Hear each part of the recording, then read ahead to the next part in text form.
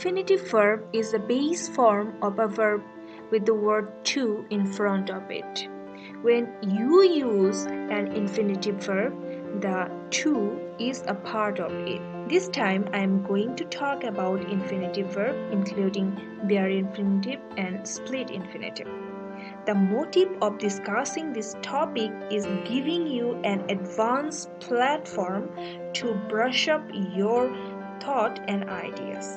Some of you have asked me to clear your concept about infinitive.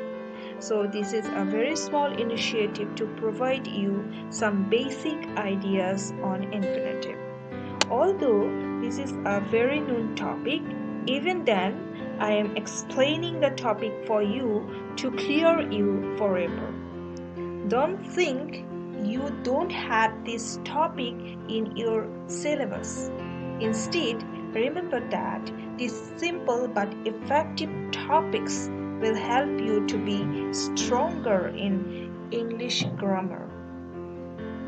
Please don't learn to pass, but learn to gain knowledge. আজকে আমরা যে বিষয়টি আলোচনা করতে যাচ্ছি সেটা হলো ইনফিনিটিভ। ইনফিনিটিভ কি আমরা সবাই জানি, যখন টু এর সাথে মেইন ভার্ব যুক্ত হয় বা মেইন ভার্বের সাথে টু যুক্ত হয় তখন আমরা তাকে ইনফিনিটিভ বলে থাকি। ভার্ব এর প্রেজেন্ট ফর্মের পূর্বে টু যুক্ত হয়ে ইনফিনিটিভ গঠিত হয়। সাধারণত খেতে, যেতে, করতে, ধরতে ইত্যাদি প্রকাশ করতে ইনফিনিটিভ ব্যবহৃত হয়। যদিও এই ইনফিনিটিভ তোমার সিলেবাসের মধ্যে নেই, তারপরেও ইনফিনিটিভ কেন ইম্পর্টেন্ট আমি তোমাদেরকে বলছি। এই পাঠে আমি বেয়ার ইনফিনিটিভ এবং স্প্লিট ইনফিনিটিভ সম্পর্কে কথা বলবো, যেটি খুবই ইম্পর্টেন্ট তোমার admission টেস্টের জন্য। It's very, very important for your admission test because you will find so many questions on infinitives, especially on bare infinitives and split infinitives. These two types of infinitives are very important. So, my dear students, please be attentive in your lesson. তাহলে এই ইনফিনিটিভটাকে আমরা কিভাবে সংজ্ঞায়িত করতে পারি চলো এক নজরে দেখে নিই। So we can say that an infinitive is a form of verb that is preceded by particle to for expressing purpose. It is used to qualify. তাহলে তুমি এখানে দেখতে পাচ্ছ টু প্লাস ভার্ব এভাবে আমরা ইনফিনিটিভটা গঠন করে থাকি এবং এই টু প্লাস ভার্বটি যে কোনো পারপাস বা উদ্দেশ্যকে নির্দেশ করে থাকে এবং এই ইনফিনিটিভটা আমরা কোয়ালিফাই বা বিশেষায়িত করতে ব্যবহার করে থাকি। তোমার ধারণাকে স্পষ্ট করার জন্য এখানে কিছু এক্সাম্পল দেয়া হলো, চলো দেখে নিই। He went to market to buy a pen. So here we have to plus verb. So this is infinitive here. To plus verb. To buy. This is infinitive here. And also, my sister came to see me yesterday. আমার বোন গতকালকে আমাকে দেখতে এসেছিলেন। So here you have to see. So this to see is an infinitive here. The next one, they refused to obey the order. So here you have to obey, to plus verb. So this is infinitive here. And we have another example here. I have learned enough to pass the exam. So here we have to plus pass. To pass. So this is an infinitive here. So let's move to next slide.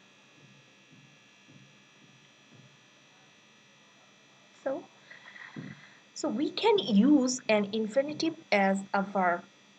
আমরা ইনফিনিটিভকে একটা verb হিসেবে ব্যবহার করতে পারি। যেমন এখানে দেখো, we study to pass. আমরা পাস করার জন্য পড়াশোনা করি। So to pass, this is an infinitive here used as a verb. So the next one, berries are good to eat. So berries are good to eat. So to eat is an adjective here. তাহলে আমরা এটাও জানলাম যে ইনফিনিটিভকে adjective হিসেবেও ব্যবহার করা যায়।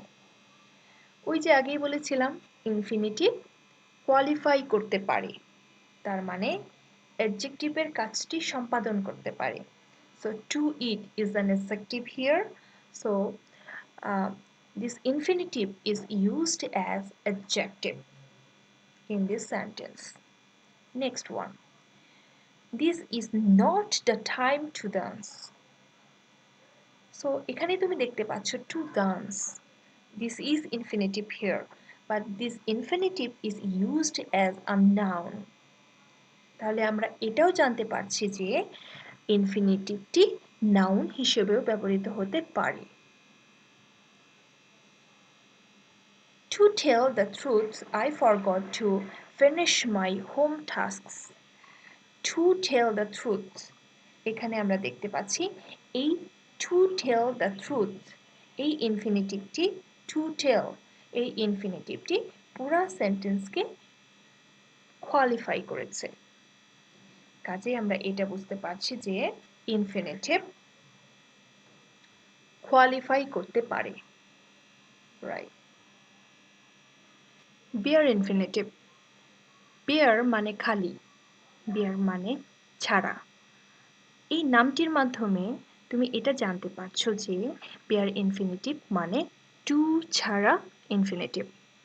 তাহলে টু ছাড়া ইনফিনিটিভ এটা আবার কেমন হতে পারে, চলো এটা দেখে নিই।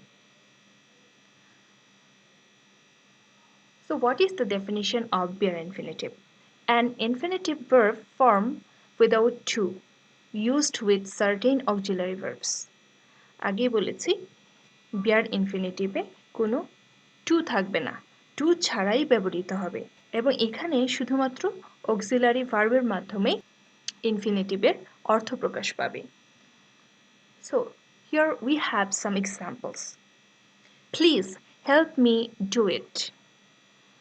So here we were about to write down, please help me to do it. কিন্তু এটা না লিখে আমরা এখানে লিখে ফেলছি please help me do it. So this is called bare infinitive. তাহলে এখানে do দেখতে পাচ্ছ, এই doটা হচ্ছে bare infinitive, মানে to ছাড়া infinitive. The next one, he did nothing but play.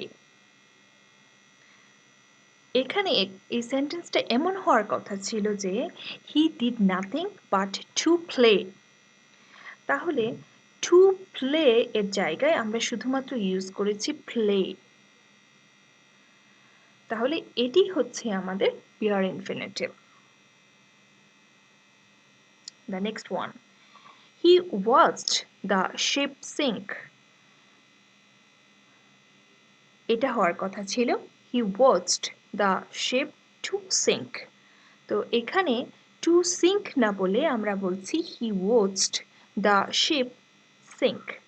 এটাই হলো bare infinitive বা to ছাড়া infinitive।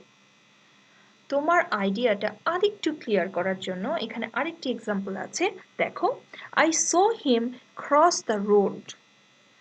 এই সেন্টেন্সটা এরকম হতো I saw him to cross the road। তাহলে আমরা বুঝতে পারছি এটাই আমাদের bare infinitive বা to ছাড়া infinitive, right? Now let's move to split infinitive. তাহলে আমরা বলবো split infinitive-টা কি? What is split infinitive or clapped infinitive?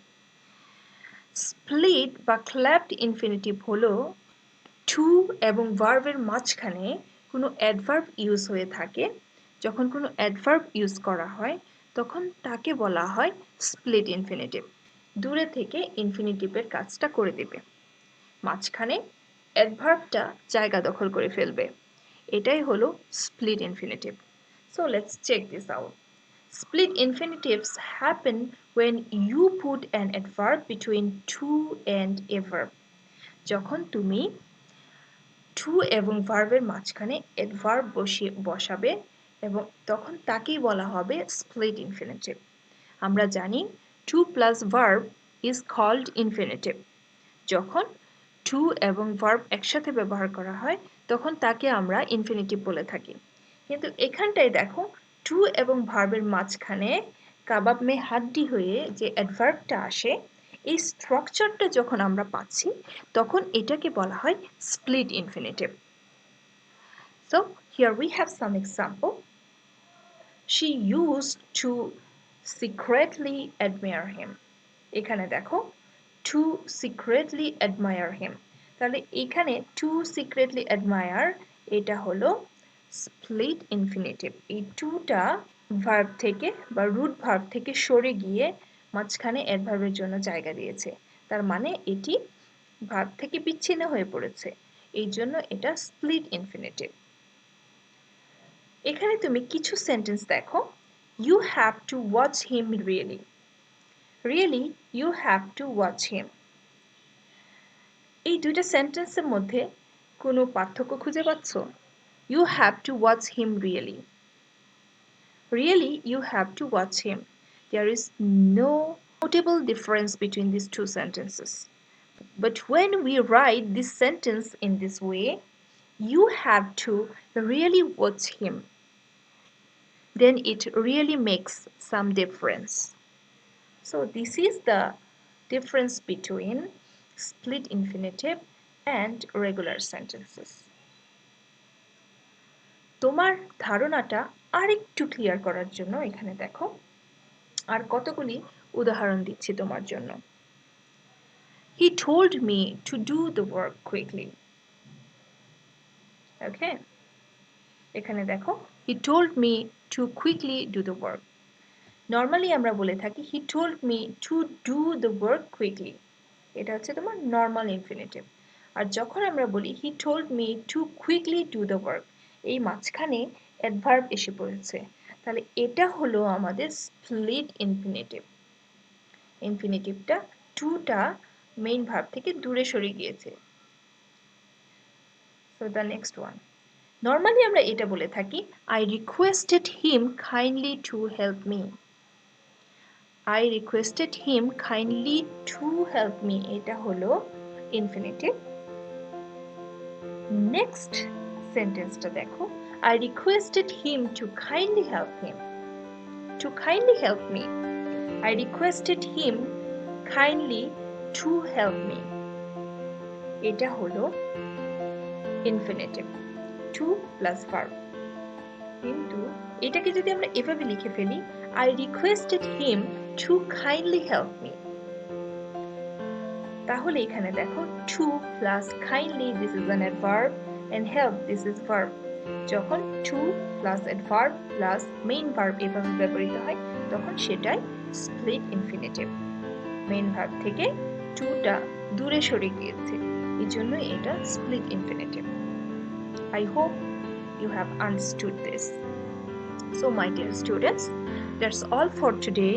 I hope this lesson will be very helpful for you.